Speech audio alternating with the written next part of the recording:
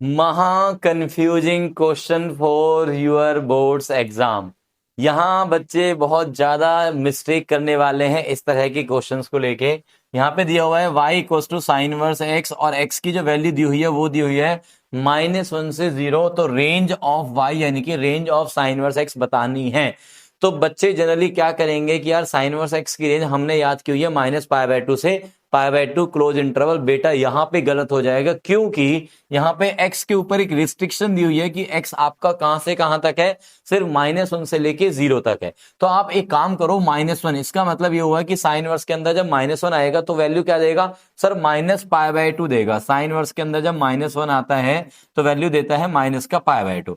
अच्छा, जब 0 आता है तो वैल्यू क्या देता है आपके पास, साइन इनवर्स 0 देता है 0 वैल्यू। इसका मतलब आपका जो आंसर चलेगा वो -π/2 से लेके 0 तक चलेगा। इनफैक्ट मैं ये बात बता देता हूं कि साइन इनवर्स x में ना x के दो पार्ट्स बना दो। ये एक बिल्कुल अंडरस्टैंडिंग ये है कि -1 से 0 और 0 से 1, ये दो पार्ट्स बना दिए, क्योंकि x की जो वैल्यू होती है वो -1 से 1 तक होती है, जिसको मैंने दो पार्ट्स में डिवाइड कर दिया। अब क्या होगा, -1 से 0 के बीच में जो रेंज आएगी वो आएगी -π/2 से 0, और यहां पे आएगा 0 से π/2। बात समझेगा?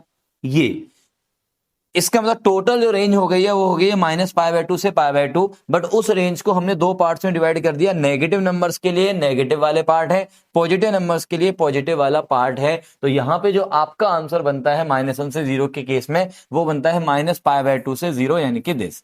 अब आपके लिए होमवर्क क्वेश्चन बहुत ही प्यारा सा देके जाऊंगा मैं यहाँ पे इस बार।